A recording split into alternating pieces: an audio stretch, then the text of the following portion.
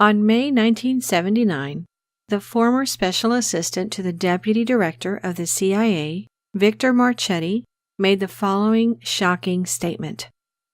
"We have indeed been contacted, perhaps even visited, by extraterrestrial beings, and the U.S. government, in collusion with the other national powers of the Earth, is determined to keep this information from the general public." One big revelation hitting the mainstream right now is the fact that we are not alone, and that intelligent extraterrestrial life forms have been visiting our planet for a long time. As unbelievable as this may sound, it comes from the highest-ranking military personnel, academicians, intelligence agents, politicians, and private contractors from within the military-industrial complex.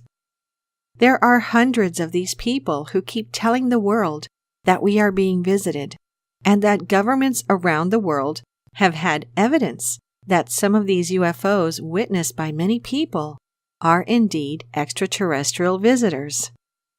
The sources are the most credible in the world. The only issue is the topic. No matter how much evidence for a given phenomenon, and no matter how obvious its reality, if it goes against the human mind and what we are willing to accept, it is usually ignored or greeted with ridicule. Since the dawn of civilization, cultures from around the globe have constantly talked in their ancient texts about advanced beings flying in the sky and guiding humanity, yet we dismiss this completely. The ancients even went so far as to depict these beings in great detail, beings which are clearly very different than any human who ever walked on our planet, beings which are wearing technologically advanced spacesuits, much like the ones our astronauts use today. The ancients even depicted the flying vehicles they observed, yet we completely ignore all of these ancient texts, hieroglyphs, petroglyphs, and artifacts. If you don't believe the stories of the civilizations who lived thousands of years ago, perhaps you'll believe the stories of the people who lived 450 years ago. People who, just like many of our society, believed in nothing else but a bearded god living in the sky, completely excluding the possibility of otherworldly beings and advanced alien civilizations. The day was April 14th, and the year 1561. People from Nuremberg, modern Germany, left their homes to go about their everyday activities. But when they looked towards the sky, they saw something terrifying and unexplainable. They witnessed dozens of strange flying objects in the sky, flying above their city. It was a mass UFO sighting that was even recorded in the local newspaper. According to accounts written in the newspaper, some of the UFOs were definitely made out of some sort of metals, as people described them as flying gun barrels. Other objects were described as huge black spears, traveling at great speed across the sky. Reports say that the UFOs had several different shapes. Some of the objects were cylindrical in shape. Others were disc-shaped, and some looked like smaller spheres. The medieval people of Nuremberg interpreted this event as a sign of God. But if we look at this from a modern perspective, we can agree that this is one of the biggest UFO encounters from our recent history. And speaking of massive UFO encounters, we can't fail to mention the most recent one, the famous Phoenix Lights event, which happened on March 13, 1997. Thousands of people from the U.S. states of Arizona and Nevada and the Mexican state of Sonora witnessed a huge V-shaped craft flying over the night sky. I got 4 of them. Major sighting here. It is the most famous so-called UFO sighting in the world, the Phoenix Lights, and it happened right here in Arizona. Can you believe it's been 17 years? Hard to believe, and it seems like each year something new emerges. Tonight, a new witness describes why she and thousands of others never grabbed a camera that memorable night. Take a look at this. To this day, there are only 4 known videos that capture what happened in the sky over the Phoenix area on March 13, 1997. Each one shows the same thing, a pattern of lights that blink on for a few minutes, then disappear from the night sky, but not from our memories. I was never a watcher for UFOs. I've never gone outside and looked or telescoped. Sue Watson knows those lights are only part of the story. It came over the hump of the mountain. Evidently, what we saw that night was one of the biggest and most reported UFOs ever. This brand new computer animation comes closer than ever before to explaining what Sue and hundreds, maybe thousands of others saw that night. It is from an upcoming film called Prescott Witness. Reports came in from all over Arizona, an enormous craft that flew over the entire state, north to south and back again, right over metropolitan Phoenix. Black as night, more silent than a whisper. Every witness describes it the same way. This is the biggest. This is like a mall flying over my home. Seriously, and then when it flew over, it had these lights in front, and then it was totally illuminated underneath like a yellowish amber, and it was a total rounded boomerang. But out of all those reports, not one person shot video of that craft. Not Sue or her 4 kids who watched it happen. All they have is her drawing. I didn't want to stop watching it, and then by the time I got out with a camera, it passed our house, and we kept watching it over our roof and going south, and by the time I had the camera, it shot off. I got 4 of them. Major sighting here. And so we are left with these images, which the military and many others say are just flares used for target practice that night. But Sue and all those others know there's something more out there. If I'd only had a camera. Our entire history, ancient, medieval, and even modern history, is filled with UFO and alien encounters. Yet the topic of alien life still remains taboo. While the general public has been fascinated with UFOs for decades, our governments, scientists, and media have essentially declared that all UFO sightings are a result of weather phenomenon or human actions. None are actually extraterrestrial spacecraft, and no aliens have visited Earth.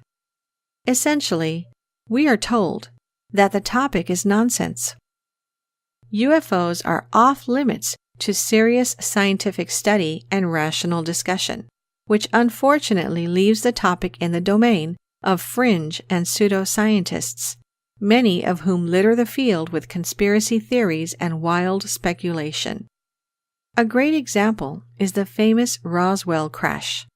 On the 8th of July, 1947, Roswell Army Airfield issued a press release stating that a flying disc had crashed on a ranch near Roswell during a powerful storm. Later in the day, as government scientists arrived in the area, the story appeared to change. A press conference was held, and it was stated instead that a weather balloon had crashed. Several people claimed to have seen debris scattered over a wide area, and at least one person reported seeing a blazing aircraft in the sky shortly before it crashed. But the key account came from a former mortician, Glenn Dennis, who claimed in 1989 that a nurse at the Roswell Army Airfield had accidentally walked into an examination room where doctors were bent over the bodies of 3 creatures. They apparently resembled humans, but with small bodies, spindly arms, and giant bald heads. There are many other cases of alien encounters silenced by the governments. UFO skepticism has become something of a religion with an agenda, discounting the possibility of extraterrestrials without scientific evidence, while often providing silly hypotheses describing only 1 or 2 aspects of UFO encounter, reinforcing the popular belief that there is a conspiracy. A scientist must consider all of the possible hypotheses that explain all of the data, and since little is known, the extraterrestrial hypothesis cannot yet be ruled out. In the end, the skeptics often do science a disservice by providing a poor example of how science is to be conducted. The fact is that many of these encounters, still a very small percentage of the total, defy conventional explanation. Since astronomers first started to observe the sky with their telescopes, there were thousands of UFO sightings, yet no one takes them seriously. In 1977, Peter Sturrock, a professor of space science and astrophysics at Stanford University, mailed 2,611 questionnaires about UFO sightings to members of the American Astronomical Society. He received 1,356 responses, from which 62 astronomers, around 5%, reported witnessing or recording inexplicable aerial phenomena. This rate is similar to the approximately 5% of UFO sightings that are never explained. As expected, Sturrock found that astronomers who witnessed UFOs were more likely to be night sky observers. Over 80% of Sturrock's respondents were willing to study the UFO phenomenon if there was a way to do so. More than half of them felt that the topic deserves to be studied, versus 20% who felt that it should not. What is more astonishing is that some of the most convincing observations have come from government officials. In 1997, the Chilean government formed the organization Comité de Estudios de Fenómenos Aéreos Anómalos, or CEFAA, to study UFOs. This is a declassified document describing a sighting of a UFO in December 1977 in Bahia, a state in northern Brazil. In 2014, CEFAA released footage of a UFO taken by a Navy helicopter of a mysterious craft.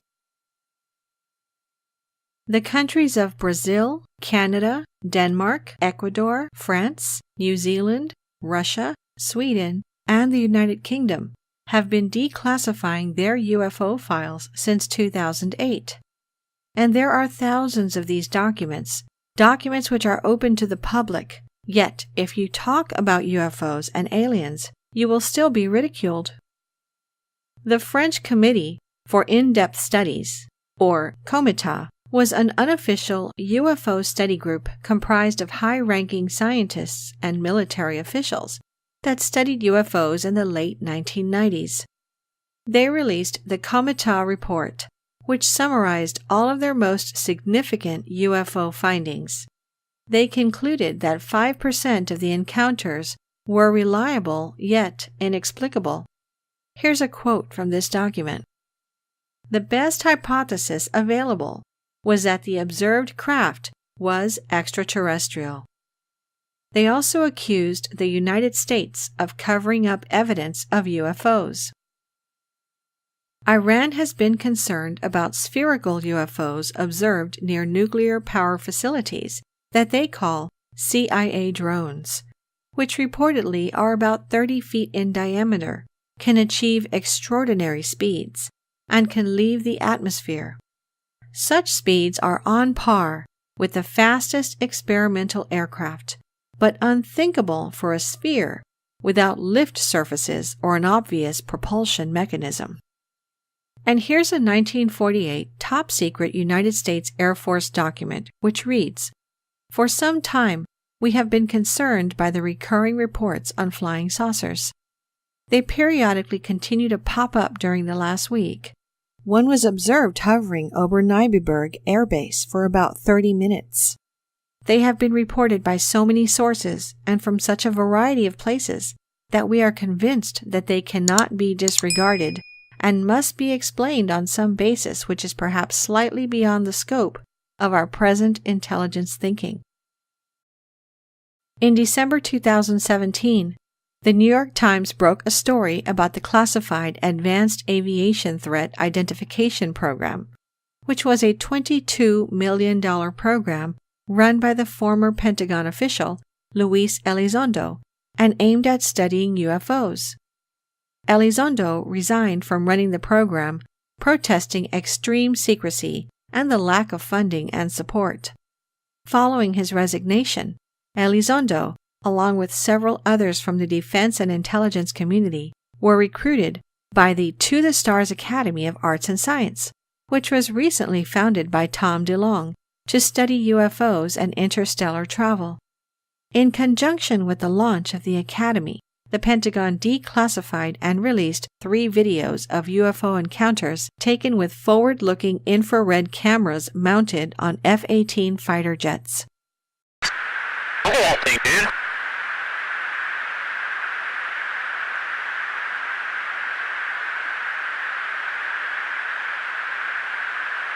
That's not our LNS though, is it? It's not. That is the LNS, dude. Well, if there's like... Look at that thing! It's rotating.